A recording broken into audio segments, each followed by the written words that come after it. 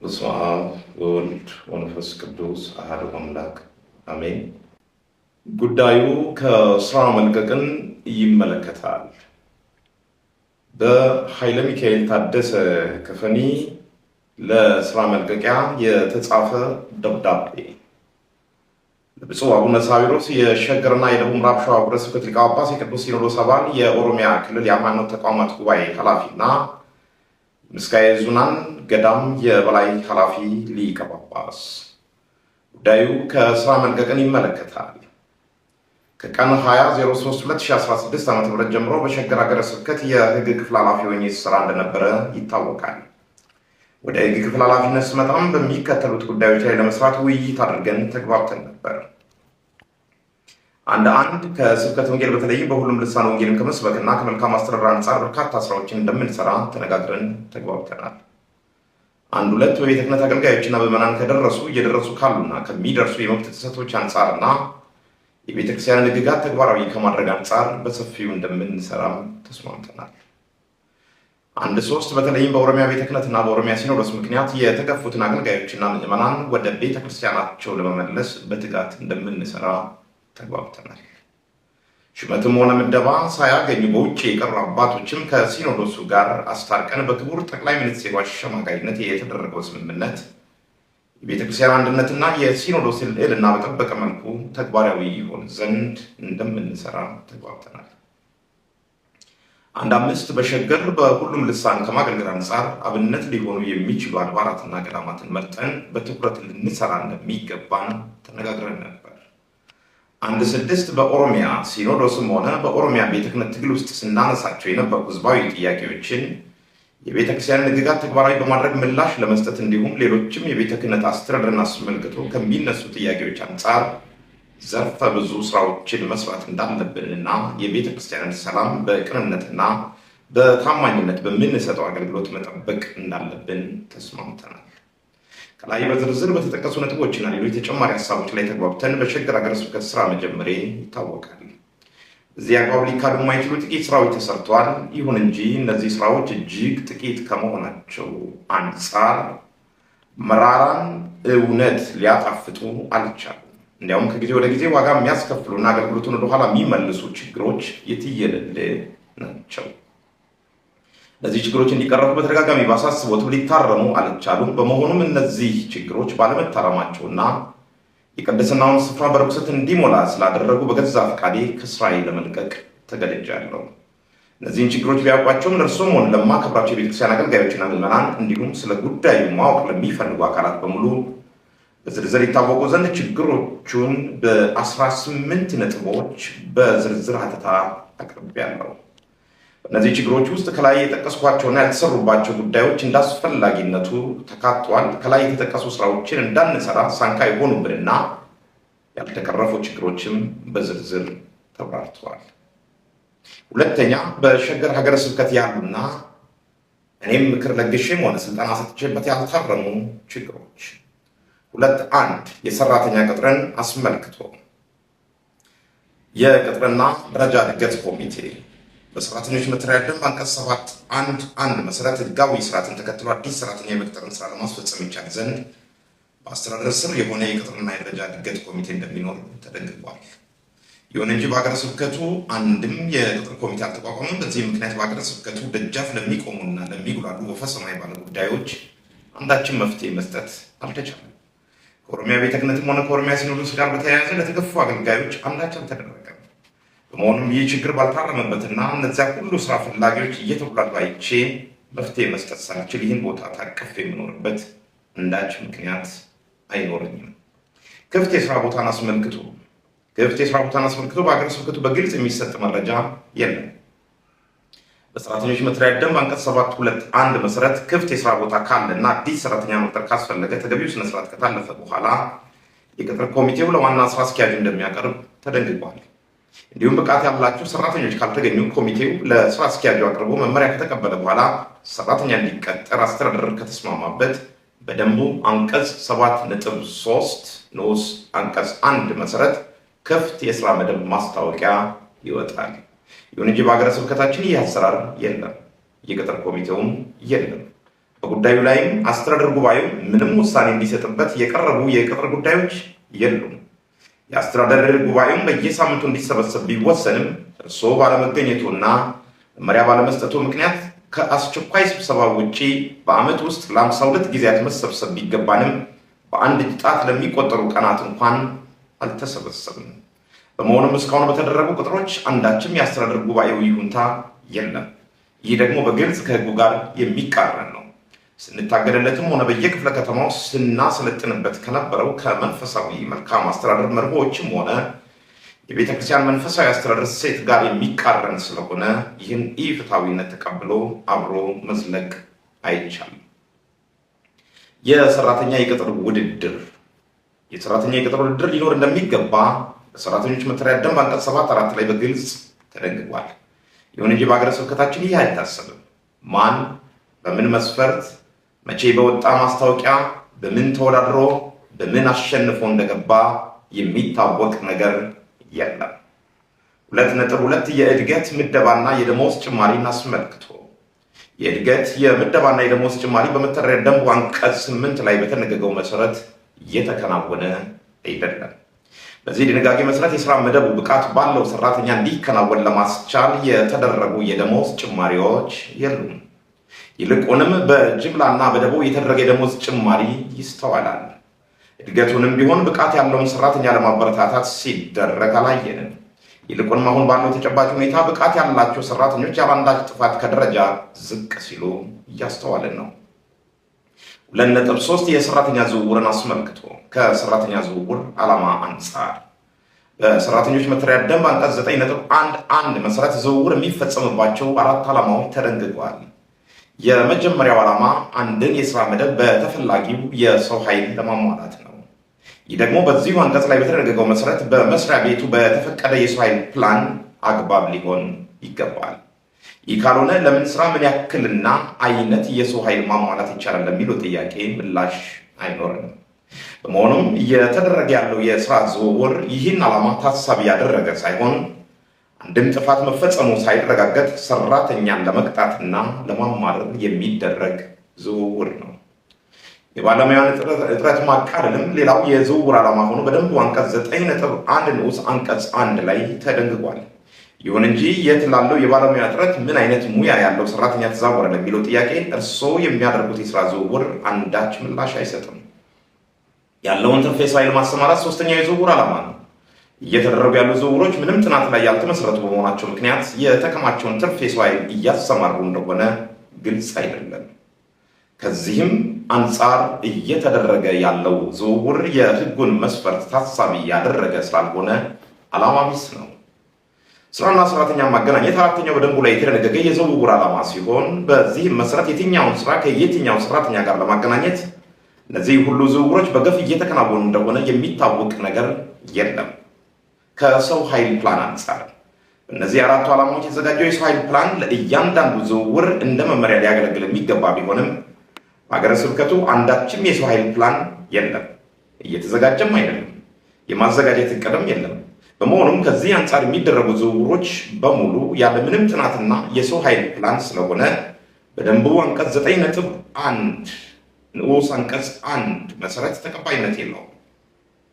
ሌሎች ሊጤኑ ይገባቸው የነበሩ ሁኔታዎች አንድ ሰራተኛ ሲዘዋወር በተለይም ዝውውሩ በትዕዛዝ የሚደረግ ሲሆን ታሳቢ መደረግ የሚገባቸው ሁኔታዎች በደንቡ አንቀጽ 9.1 ንዑስ አንቀጽ 5 ተደንግጓል። ለዚህም የሰራተኛውን ዕድሜ፣ የትምህርት ደረጃ፣ የስራ ልምድ፣ የስራ አፈጻጸም፣ የቤተሰብ ሁኔታ፣ የደሞዝና የመሳሰሉት ናቸው። ይሁን እንጂ ከሚዲያ ጋር በተገናኘ በቂ ስልጠና የወሰዱና በቂ የስራ ልምድ ያላቸውን ሰራተኞች ከሰለጠኑበትና ልምድ ካካበቱበት ሙያ ለይተው በሌላ ከትምህርት ዝግጅታቸውና ከስራ ልምዳቸው ጋር ግንኙነት በሌለው የስራ መደብ ሲመደቡ ይስተዋላል። በበቂ መልኩ ስራውን እየፈጸመ ያለን ሰራተኛ ከደረጃ ዝቅ አድርገው የመደብ ግልጽ ችግር አለ። አንድን ሰራተኛ ያለአንዳች ምክንያት ከቤተሰቡና ከመኖሪያ አካባቢ አርቆ የመመደብ ችግርም አለ። ከደሞዙ ጋር በማይመጣጠን የስራ መደብም ሰራተኞችን የመመደብ ችግር ይስተዋላል። ዝውውር የማድረግ ስልጣን የማን ነው? በሀገረ ስብከቱ የሚታየው ዋናው ችግር ሊቀ ጳጳሱ ያለ ስልጣናቸው የሚሰሩት ስራ ነው። ራሳቸውን ከቤተክርስቲያን ሕግጋት በተቃራኒ የሁሉ ነገር አድራጊ ፈጣሪ ያደርገዋል። በተለይም በሰራተኞች መተዳደሪያ ደንብ አንቀጽ 9.4 ንዑስ አንቀጽ 4 መሰረት በሀገረ ስብከት የሚደረግ የሰራተኛ ዝውውር ሊከናወን የሚችለው በሀገረ ስብከቱ ስራ አስኪያጅ ነው። የሀገረ ስብከቱ ሊቀ ጳጳስ ስልጣን ለስራ አስኪያጁ ይሁንታ መስጠት ብቻ ነው። ዝውውሩ ከወረዳ ወደ ወረዳ ሲሆን ዝውውር መፈጸም ያለበት በአስተዳደር ጉባኤው ተጠንቶ ነው። በሸገር ግን ይህ የለም። የአብዛኛው ምናልባትም የሁሉም ሰራተኛ ዝውውር እየተከናወነ ያለው በሊቀ ጳጳሱ ፊርማና ቲተር ብቻ ነው። የአስተዳደር ጉባኤው ወይም የአስተዳደር ዋና ክፍልም በመተዳደሪያ ደንቡ አንቀጽ 9.4 ንዑስ አንቀጽ 2 ያደረገው አንዳች ጥናት የለም። እዚሁ ድንጋጌ መሰረት ለዋና ስራ አስኪያጁም ቀርቦ የአስተዳደር መምሪያ ኃላፊና ስራ አስኪያጁ የተስማሙበትን ነገር የለም። 2.4 ጥፋትን አስመልክቶ እርምጃ የመውሰድ ስልጣን በመጋቤ ሥርዓት ታምራት ነጋሳ፣ በመምህር ኪዳኔ፣ በመጋቤ ብሉይ ደረሰ፣ በወይዘሮ ኮከቤና በሌሎች ላይ የተወሰደው የዝውውር እርምጃ ጥፋትን መሰረት ያደረገ ነው። እነዚህ ሁሉ አካላት ላይ እርምጃ ሲወሰድ የአስተዳደር ጉባኤው የሚያውቀው ነገር የለም። ይሁን እንጂ በቃለ ዓዋዲ አንቀጽ 44 ንዑስ አንቀጽ 8 መሰረት ሊቀ ጳጳሱ ጥፋቶችን አስመልክቶ በሀገረ ስብከቱ አስተዳደር ጉባኤ አይቶ እንደሚወስን ተደንግጓል። ከዚህም አንጻር የጉባኤውን ሕልውና በዜሮ ያባዙ ብዙ እርምጃዎች መወሰዳቸው አግባብ አይደለም። እንዲሁም በደንቡ አንቀጽ 16.4 መሰረት የሀገረ ስብከቱ የዲሲፕሊን ኮሚቴ ተደራጅቶ ውሳኔ መስጠት ሲገባው ይህም አልሆነም። 2.5 ከቤተ ክህነት መስሪያ ቤቶች ኃላፊነት አንጻር የስራ አካባቢን ከፖለቲካ ተግባራት ነፃ መሆናቸውን ከማረጋገጥ አንጻር በሰራተኞች መተዳደሪያ ደንብ አንቀጽ 14 ንዑስ አንቀጽ 1 እና 2 ስር በተደነገገው መሰረት የቤተ ክህነቱ መስሪያ ቤቶች የቤተ ክርስቲያኒቱን የስራ አካባቢ ከማንኛውም አይነት ፖለቲካዊ ተግባራት ነፃ መሆናቸውን የማረጋገጥ ግዴታ አለባቸው። ይህን ግዴታ ያለመወጣት ችግር በሀገረ ስብከቱ በተለይም በሊቀ ጳጳሱ ዘንድ የሚታይ ጉልህ ችግር ነው። በተለይም በስብሰባ ላይ በአፋን ኦሮሞ ሀሳባቸውን የሚገልጹ ሰዎችን ሸኔ ነው፣ ጸረ አማራና አማርኛ ነው በማለት የሚያሸማቅቁ የመምሪያ ኃላፊዎች እንዳሉና ይህ ጉዳይ መፍትሄ እንዲያገኝ አቤቱታ ቢቀርብሎትም መፍትሄ አልሰጡም።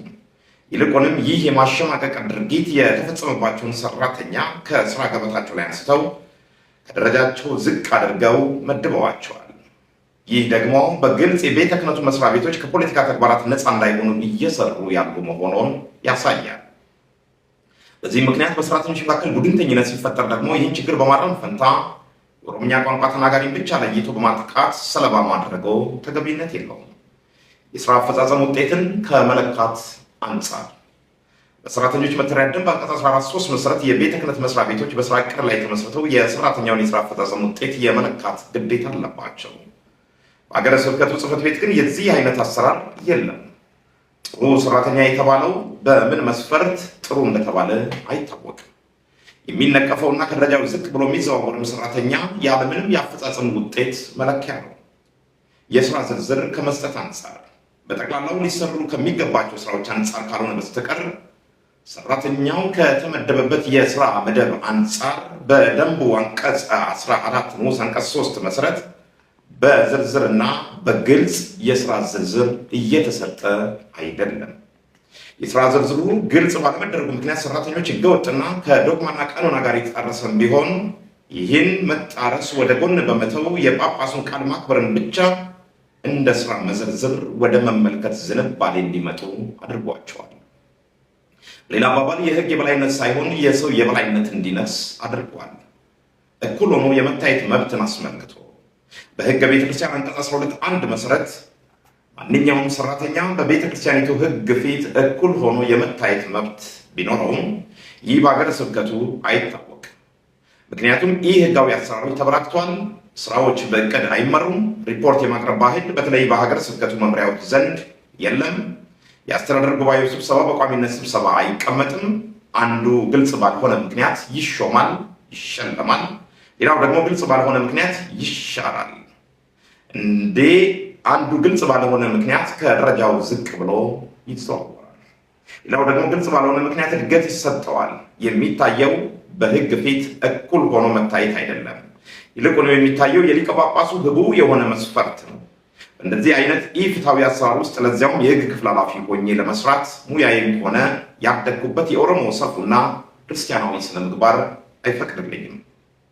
2.7 ከመሰማት መብት አንጻር በሕገ ቤተክርስቲያን አንቀጽ 12(3) መሰረት አንድ አገልጋይ ወይም ሰራተኛ ለደረሰበት አስተዳደራዊ በደል ቅሬታ የማቅረብ መብት አለው። የሰራተኛን ቅሬታ ለመስማት እርስዎ በቢሮ የሚገኙበት ቀንና ሰዓት እንደ ጌታ አመጣጥ አይታወቅም።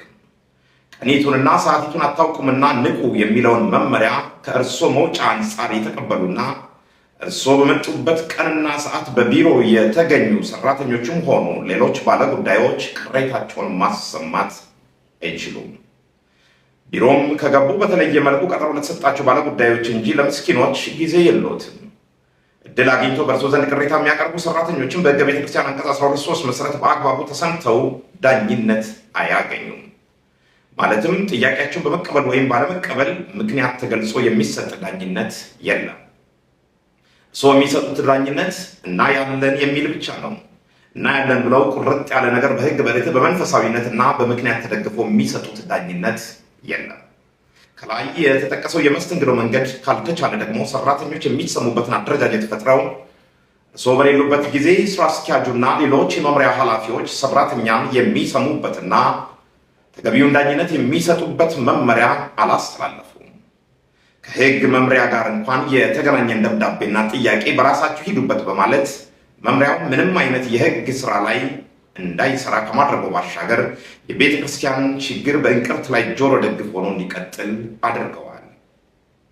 2.8 ትምህርትና ስልጠና ከማግኘት የአገልጋዮች ወይም ሰራተኞች መብት አንጻር በሕገ ቤተክርስቲያን አንቀጽ 12(4) መሰረት አንድ አገልጋይ ወይም ሰራተኛ መንፈሳዊ እውቀቱን ለማጎልበት የሚረዱ ትምህርትና ስልጠና የማግኘት መብት አለው። በሕገ ቤተክርስቲያን አንቀጽ 53(9) መሰረት የመንበረ ጵጵስና ሀገረ ስብከት ቤተ ክህነትና ጽሕፈት ቤት በየደረጃው የሚገኙ የቤተክርስቲያን አገልጋዮች ስለ ቤተክርስቲያን ነባራዊ ሁኔታዎች፣ ስለ መንፈሳዊ አገልግሎቶችና ስለሚጠበቅባቸው መንፈሳዊ ግዴታ የሚማሩበትና የሚያውቁበት የእውቀትና የክህሎት ማበልጸጊያ ስልጠናዎችን በየጊዜው ተግባራዊ የማድረግ ግዴታ አለበት። ይሁን እንጂ በሸገር ሀገረ ስብከት ለይስሙላ አንድ ጊዜ በሕግ በመልካም አስተዳደር እና ሂሳብ አያያዝ አንጻር ከተሰጠ ስልጠና ውጪ ሌላ አስፈላጊ ሆኖ ሳለ የተሰጠ ስልጠና የለም። ይህም ስልጠና ቢሆን በከፊል እንጂ ሙሉ በሙሉ በአፋን ኦሮሞ ተተርጉሞ አልተሰጠም። ምናልባት የሸገር ሀገረ ስብከት የመጀመሪያ የሰበካ መንፈሳዊ ጉባኤ ላይ የተሰጠውን ስልጠናም እንቁጠር ካልን አስቀድሞ በየክፍለ ከተማ የተሰጠ የመልካም አስተዳደር ስልጠና ተደግሞ የተሰጠበት ነው። ምናልባት ስብከተ ወንጌልን አስመልክቶ የተሰጠው ስልጠና አዲስ ቢባልም እሱም ቢሆን ከቋንቋ አጠቃቀም አንጻር 1% ብቻ በአፋን ኦሮሞ የተወራበት ሳይሆን ለማውራት ሙከራ የተደረገበት ነው። በዚህ የስራ ዘመን በዋናነት ስልጠና ሊሰጡባቸው ይገቡ የነበሩ ጉዳዮች ተትተዋል። ለምሳሌ የአፋን ኦሮሞ ቅዳሴ ስልጠና ያስፈልጋል። የአፋን ኦሮሞ ተተኪ መምህራንን ማሰልጠን ያስፈልጋል። ለዚህና መሰል ስራዎች ላይ ብዙ ይሰራሉ ተብለው ቢጠበቁም ሊሰሩ የሚችሉ የተሰደዱ ነው። የሚሰሩና አፋን ኦሮሞን የሚጠቀሙም ሸኔ፣ ጸረ አማራና አማርኛ ቋንቋ በሚል ተፈርጀው ከደረጃቸው ዝቅ ብለው ይመደባሉ። ከዚህም አንጻር አብሬዎት ለመቀጠል የሚያስችለኝ ምክንያት የለኝም። 2.9 በጎጥ፣ በጎሳ፣ በቋንቋ፣ በማህበራዊ አመጣጥና በሀብት የሚደረጉ አድሏዊ አሰራሮች የትኛውም ሰራተኛ በጎጥ፣ በጎሳ፣ በቋንቋ፣ በማህበራዊ አመጣጥና በሀብት ከሚደረጉ አድሏዊ አሰራሮች የመጠበቅ መብት አለው። ይሁን እንጂ በሀገረ ስብከታችን በአፋን ኦሮሞ መናገር ከኦሮሞ ማህበረሰብ መምጣት ብለውም የኦሮሞ ጎሳ መሆን ያስቀጣል። ለዚህም በቅርብ ከሀገረ ስብከቱ ዋና ጸሐፊነት ወደ ክፍለ ከተማ ዋና ጸሐፊነት ከደረጃ ዝቅ ብሎ የተመደቡ መጋቤ ሥርዓት ታምራት ነጋሳና ሌሎች ከደቡብ ምዕራብ ሸዋ ሀገረ ስብከት ጋር ደርበው በሸገር የሚሰሩ ሰራተኞች እያሉ እርሳቸው ብቻ ተነጥለው ከሸገር ሀገረ ስብከት የተነሱ መምህር ኪዳኔ የተባሉ ሰራተኛ ምስክሮች ናቸው። ይህ የመጋቤ ሥርዓት ታምራት ነጋሳ የአፋን ኦሮሞ አጠቃቀሙን ኦሮሞ መሆኑንና ከኦሮሚያ አምቦ አካባቢ መምጣቱን የጠሉ የመምሪያ ኃላፊ ደግሞ እሳቸውና ግብረ አበራቸው መምህር ኪዳኔ ከሀገረ ስብከቱ ካልተነሱ ስራ አልጀምርም ብለው በሰጡት ቀጭን መመሪያ መሰረት መመሪያውን የሰጡት የሀገረ ስብከቱ የሂሳብና የበጀት መምሪያ ኃላፊ ናቸው። እነዚህ ሰራተኞች በቋንቋቸው ምክንያት የቅጣት በትሮ አርፎባቸዋል። አሁን በጸሐፊነት የተመደቡትም ሆነ ሌሎች ኦሮሞ ሰራተኞች ሊቀጥሉ የሚችሉት ከሂሳብና በጀት መምሪያ ኃላፊ ጸረ ኦሮሞ እይታቸው ጋር ካልተሳለጡ የሚቀጥሉ አይመስሉም። የመጡትም በዚህ ረገድ ከማንነትና ከሕግ አንጻር የሚቀርብቦትን ስሞታ ለመሸፈን ነው። ይህም አግባብ አይደለም። 210 ከሙስና አንጻር ሸገር ሀገረ ስብከት ገና ስራውን ሳይጀምር እንደ አዲስ አበባ ሀገረ ስብከት ሙሰኛ አንሆንም የሚሉ በወንጀላና በግብዝነት የተሞሉ መፈክሮች አየሩን ሞሉት። ከቤተ ክርስቲያንና መልካም አስተዳደርን አስመልክቶ በተሰጠ ስልጠና ላይ ሙስና በሸገር እንደማይታሰብ በሰጠነው ገለጻ ሰማያኑን በአየር ላይ አንሳፈፍን። ምንም እንኳን በሕገ ቤተ ክርስቲያን አንቀጽ 12 መሰረት ራስን ከሙስናዊ አሰራር ነፃ ማድረግና ታማኝነት የአገልጋዮች ወይም ሰራተኞች ግዴታ ቢሆንም ይህ ግዴታ የተከበረ አይመስልም። ሸገር ጥቂትም ሳይቆይ ብዙ የሙስና ቅሬታዎች ይቀርቡበት ጀመር። በእርሶም ሆነ በአንዳንድ የክፍለ ከተማ ስራ አስኪያጆች እንዲሁም የደብር አስተዳዳሪዎች ይህ ስሞታ በተጋነነ መልኩ ይሰማባቸው ጀመረ። በተለይም በሂሳብና በበጀት መምሪያ ኃላፊና በሂሳብ አሰራራችን እንዲሁም በኦዲት ሪፖርቶች ላይ ከፍተኛ ቅሬታ ይቀርብ ጀመረ። ይህ ነገር ተጣርቶ እልባት እንዲያገኝ በተደጋጋሚ ከሀገረ ስብከትም ሆነ ከክፍለ ከተማ አመራሮች ጥያቄዎች ቀርበው ነበር። እንዲሁም በተለያዩ ስብሰባዎች የመፍትሄ ያለ ጩኸቶች ተሰምተው የነበሩ ቢሆንም ጆሮ ዳባ ልበስ ብለው አልፈውታል። በዚህ ጉዳይ ከፍተኛ ቅሬታ ሲያቀርቡ የነበሩ ወይዘሮ ኮከቤም ከነበሩበት የኮየ ፈጬ እና ገላን ክፍላተ ከተሞች ሂሳብና በጀት ክፍል ኃላፊነት ወደ ቡራዩ መልካኖኑና ገፈርሳ ጉጄ ክፍላተ ከተሞች ቤተ ክህነት ተዘዋውሯል። በተለይም ደግሞ ዘመዴ ናቸው የሚሏቸውን የሂሳብና የበጀት መምሪያ ኃላፊና የእርሳቸውን እህት የሆኑትን የመጋቢውን ዘመድ አዝማድ ያላንዳች ሀፍረት በሀገረ ስብከቱ በክፍላተ ከተሞችና በአጥቢያ መዋቅሮች ውስጥ መሰግሰቦ እጅግ የሚያሳፍር ነው።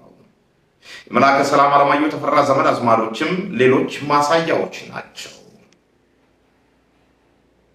ከምዕመናን መብት አንጻር 211 በሕገ ቤተ ክርስቲያን አንቀጽ 13 መሰረት ምዕመናን መንፈሳዊ እውቀታቸውን ለማጎልበት የሚረዱ ትምህርት የማግኘት መብት አላቸው።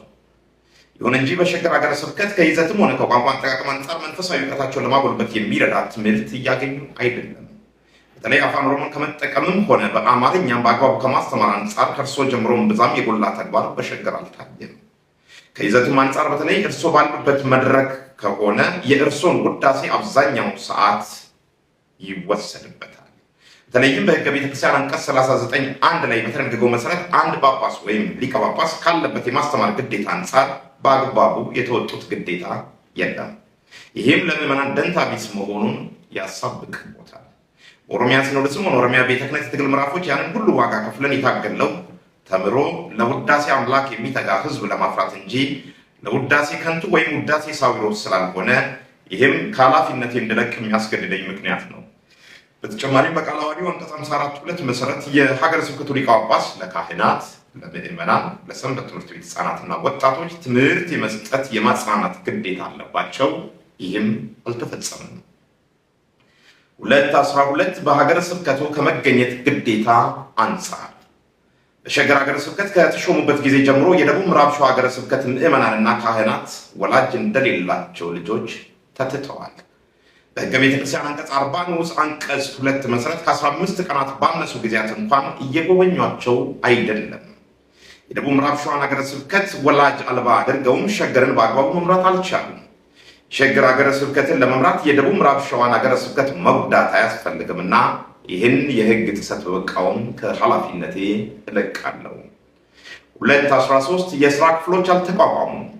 በቃለ ዓዋዲው አንቀጽ 44(6) መሰረት ልዩ ልዩ የስራ ክፍሎች እንዲቋቋሙ የማድረግ ግዴታ ቢኖርቦትም በከፊል እንጂ ሙሉ በሙሉ አልተቋቋሙም። ሀገረ ስብከቱ አዲስ ነው ቢባል እንኳን ጥናት አላጠኑም። አስፈላጊነታቸው በማያከራክርባቸው ክፍሎች ደግሞ የስራ ኃላፊ አልመደቡም። በቃለ ዓዋዲው አንቀጽ 39 መሰረት የክፍለ ከተማ ቤተ ክህነት ስራ አስኪያጆችን ከክፍለ ከተማ ሰበካ መንፈሳውያን ጉባኤያት የተወከሉ ካህናት፣ ምዕመናንና የሰንበት ትምህርት ቤት ወጣቶች የተካተቱበት መንፈሳዊ ጉባኤ እንዲሁም በቃለ ዓዋዲው አንቀጽ 41 መሰረት ሰበካ መንፈሳዊ አስተዳደር ጉባኤ አልተቋቋመም። 214 የህግና የሥነ ሥርዓት ጉዳይን አስመልክቶ በቃለ ዓዋዲው አንቀጽ 44 ንዑስ አንቀጽ 9 መሰረት በሀገረ ስብከቱ ክልል ውስጥ በመጀመሪያም ሆነ በይግባኝ የሚቀርበውን የህግና የሥነ ሥርዓት ጉዳይ ከሀገረ ስብከቱ አስተዳደር ጉባኤ አባላት ጋር ሊቀ ጳጳሱ የማየት ግዴታ እንዳለባቸው ቢደነገግም እስካሁን የታየ የህግና የሥነ ሥርዓት ጉዳይ የለም። ጉዳዮቹ ሳይከሰቱ ቀርቶ ሳይሆን የሚስተናገዱበት አሰራር ባለመዘርጋቱ ምክንያት ብዙ ጉዳዮች ታፍነውና የህግና የፍትህ ያለ እየተባለ ነው። 215 የተዘረጋ አሰራር የለም። የአስተዳደር ጉባኤ ስብሰባ የለውም። እቅድ በአግባቡ አልተዘጋጀም። ሪፖርት አልተሰማም። በሰበካ መንፈሳዊ ጉባኤም የቀረበውም ቢሆን ምንም ውይይት አልተካሄደበትም። ባለጉዳይ ምዕመናንም ሆኑ አገልጋዮች የሚስተናገዱበት አሰራር የለም። ከነዚህ ውጪም በምን አግባብ ሀገረ ስብከቱ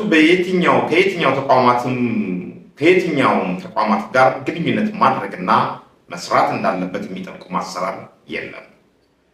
እነዚህም እንዲስተካከሉ እጅግ በጣም ብዙ ጊዜ ብወተውትም ሰሚ አላገኘውም። 216 ከባንክ ጋር ያለን ግንኙነት አባይ ባንክ አክሲዮን ማህበር፣ አዋሽ ባንክ አክሲዮን ማህበር፣ የኦሮሚያ ህብረት ስራ ባንክ፣ ሲንቄ ባንክ እና ሌሎች ባንኮችን ጨምሮ ከሀገረ ስብከቱ ጋር የስራ ግንኙነት በመፍጠር ከሀገረ ስብከቱ ጽሕፈት ቤት እስከ አጥቢያ ድረስ ያሉ ሰራተኞችን ተጠቃሚ የሚያደርግ የብድር አገልግሎት ሊሰጡን ቃል ገብተውልን ነበር። እነዚህን በህጋዊ መንገድ አወዳድረው እንዲመርጡ ጥሪ ቢቀርብሎትም እኔም የሰራተኛ ተጠቃሚነትን ለማረጋገጥ ከነዚህ የባንክ አመራሮች ጋር እንዲገናኙ መርሃ ግብር ባስይዝሎትም ይህን የሰራተኛ ጥቅም የሚያስጠብቅ ወርቃማ ዕድል እንዳንጠቀም አድርገዋል። 217 የቤተ ክርስቲያን ህጎች፣ ደንቦችና መመሪያዎችን ያለመፈጸም ችግር በቤተ ክርስቲያን አንቀጽ 12 ንዑስ አንቀጽ 11 መሰረት እርሶም ሆኑ ሌሎች ሰራተኞች የቤተ ክርስቲያን ህጎች፣ ደንቦችና መመሪያዎችን የማክበር ግዴታ አለብን። በዋናነት ከእርሶ ከሊቀ ጳጳሱ ጀምሮ የሲኖዶሱ አባል ሆነው ላወጧቸው ህጎች ተገዢ የመሆን ተግባራዊ እርምጃ የለም። ከዚህ በላይም ሆነ ከዚህ በታች በተገለጸው መሰረት ከፍተኛና መጠነ ሰፊ የሆኑ የህግ ጥሰቶች አሉ። እነዚህ ጥሰቶች እንዲታረሙ በተለያዩ ጊዜያት ከእርሶ ጋር ብንነጋገርም ከጊዜ ወደ ጊዜ እየተባባሰ መጣ እንጂ አልተስተካከለም። እንደ አንድ የህግ ባለሙያ ችግር ያለባቸው ድንጋጌዎች ካሉ በህግ አግባብ መቃወሙ እንደተጠበቀ ሆኖ ቢያንስ በቤተ ክርስቲያን ህግጋት የተደነገጉና እርሶ ባወጧቸው ህጎች ለመገዛት ፈቃደኛ ካልሆኑ ሊቀ ጳጳስ ጋር የመስራት ሞራል የለኝም። 218 እና የመጨረሻው ከመንበረ ጴጥሮስ አባቶች አንጻር የመንበረ ጴጥሮስ አባቶች ጀምሮ ባቋረጡት የኦሮሚያና የብሔር ብሔረሰቦች ሲኖዶስ ምክንያት እንደተገፉ የታወቀ ነው። በዚህ ጉዳይ ላይ ክቡር ጠቅላይ ሚኒስትሩ ባዋዋሉን የውል ሰነድ መሰረት እንዲፈጸም ማድረግ ሲገባውና ሳሳስቦት ምንም አይነት እርምጃ መውሰድ አልፈለጉም። 5ቱ አባቶች በቢሾፍቱ በታሰሩበት ሰዓት በቢሾፍቱ ተገኝቼ የጥብቅና አገልግሎት መስጠቴንም አጥብቀው ተቃውመውኛል።